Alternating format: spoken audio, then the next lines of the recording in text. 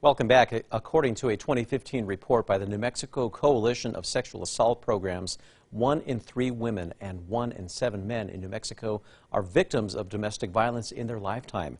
And domestic violence is the leading cause of injury to women. Now, these stats are painful to see and not okay.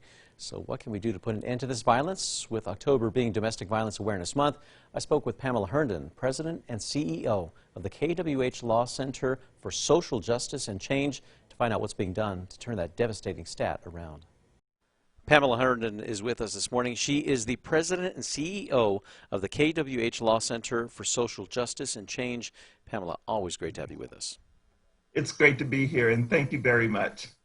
Definitely. So this is a problem across the country and, of course, here in New Mexico, unfortunately. Let's talk about Domestic Violence Awareness Month. Absolutely. So Domestic Violence Awareness Month is the month of October that's dedicated to making sure that people across the nation are aware of the fact that domestic violence occurs every single minute within our nation. And so what we want to do is to help support those individuals who are survivors of domestic violence. And we also want to be able to help them break the chains of violence. For anybody out there as casual observers from the other side of things, what are some of the telltale signs that somebody could be in an abusive relationship? Some of the first things that we say is don't limit yourself to looking for abuse or for physical signs of abuse in that regard. But what you should watch out is for control, because control is the main emphasis in a domestic violence relationship. And look for people who don't have self-esteem and may say things like, it's my fault, I'm silly, and I can't do anything right. So watch for those areas of control, and then particularly watch out for somebody who gets like 15 calls a day from a partner who's always checking in on them. Wow.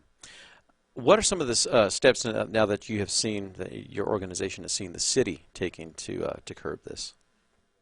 So what's really great is Mayor Keller has formed a domestic violence task force, and he's brought together a number of organizations around the city who are looking for gaps in services and how we can help those individuals move forward with their lives without domestic violence.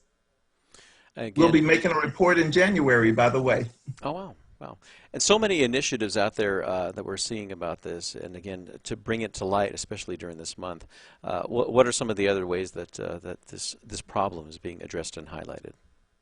So the biggest issue is making sure that an individual has the financial resources to leave their abusive partner. And so places like the U.S. Eagle Federal Credit Union and the Rio Grande Credit Union have formed what's known as a credit union service organization program directed at helping provide financial resources to individuals so they can leave their abusive partner.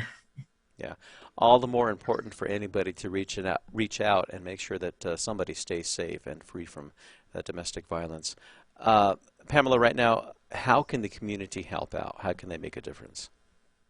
So what you can do is please look out for an individual who may be suffering from that control, and if you see or hear some abuse occurring in a neighborhood, call the police right away, because it's really important. And then support those organizations that are supporting individuals who are suffering from domestic violence and who are trying to help them have a better life. Again, and like you said, don't be afraid to step in, but step in safely and know to keep yourself safe is at the same time, correct? Absolutely. Always step in safely and always have a plan for being safe. Yeah. So for the activities and everything associated with this month and the timeline, where can we find more information, Pamelya? So you can find more information by going to the Domestic Violence Resource Center, to their website at www.dvrc.org to look for more information. And then you can always call the KWH Law Center for Social Justice and Change at 505-205-0868 and ask for assistance. Pamelya, we always love sitting down with you and getting a conversation. Thank you so much for joining us. We appreciate it. It's always a great pleasure being with you because you love to look out for the community. And thank you. Thank you.